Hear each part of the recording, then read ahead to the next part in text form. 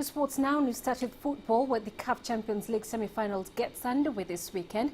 Egypt's Al Ahly face Cameroon's Cotton Sport de Garoua, while Tunisia's Esperance travel to South Africa for their first leg encounter with Orlando Pirates. Pirates last won the competition in 1995, but there's a growing feeling in the group that they can add a second title this year.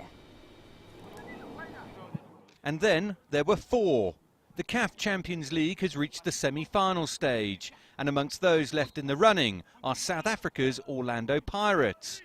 Standing in the way of a place in the final are two-times winners Esperance of Tunisia.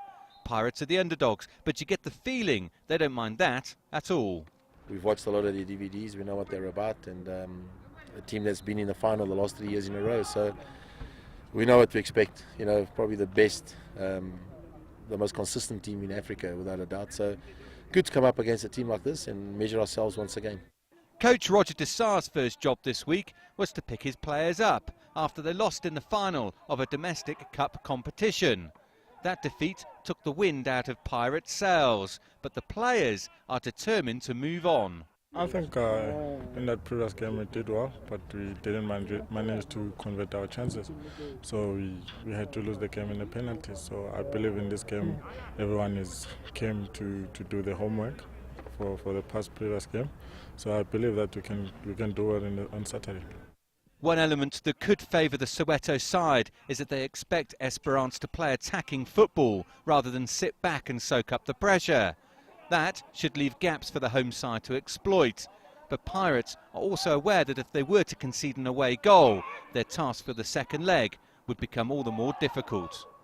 To concede at home is key. I think you mustn't concede. You've got to keep it's important to keep a zero at home. I think because that away goal can change things drastically. So, that's one of the priorities, and there's many others. But obviously to get a positive result. So it's important that we play the way we know how to play and play to our strengths. So can Orlando Pirates take a giant stride towards the CAF Champions League final? They know they need a victory without conceding to give them genuine hope ahead of the second leg. It promises to be their toughest examination yet. Dan Williams, CCTV, Johannesburg. Kenya's new marathon star Wilson Kipsang has returned home to a hero's welcome. He smashed the world record in Berlin last week, but the 31-year-old says he is still not satisfied. CCTV Celestine Karone has more. This tiny town in Kenya's Rift Valley is renowned for producing some of the world's greatest athletes, but Wilson Kipsang still stands out. In Berlin last week, Kipsang slashed a full 15 seconds from the record for running the 42 kilometers of the marathon. A week before the Berlin Marathon, Wilson Kipsang asked his church AIC Mindililwam to pray for him that he may break the world record, if only by 7 seconds. And so when he returned home, having broken the world record by double that figure, his first stop was the church. And there's plenty of thanksgiving here. Kipsang says this community plays a big role in the success of its athletes. Now I'm at home, many people here know me, and they are really very happy because they feel that they are really part and parcel of this success. When I see our athletes training, it was like, wow, everyone was having more energy, and Kipsang put more energy to them. So Kipsang did a great job to us.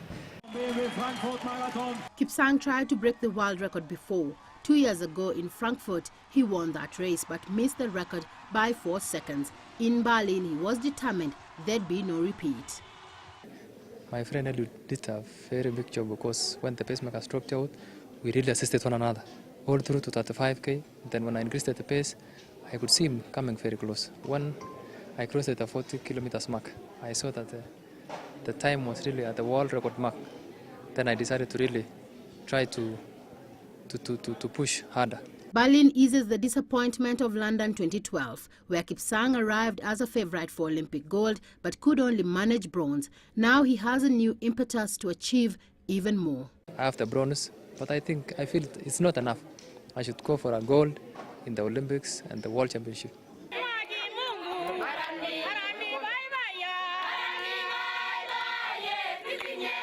For people here, his victory is another success story to savor. For the young athletes, it's yet more motivation to push themselves even harder, so they too might one day return as heroes. Celestine Caronay, CCTV, Iten in Kenya's Rift Valley.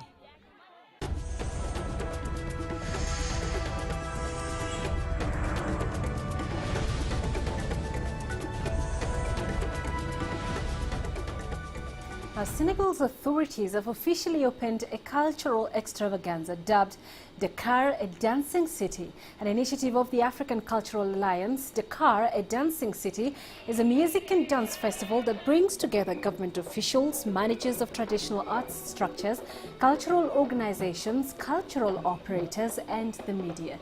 The main aim is to help preserve traditional art. The festival also aims to provide Dakar with a platform to showcase its cultural diversity.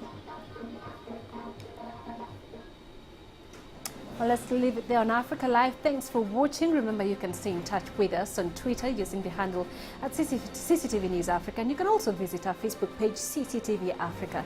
I'm Penina Karibe. See you next time.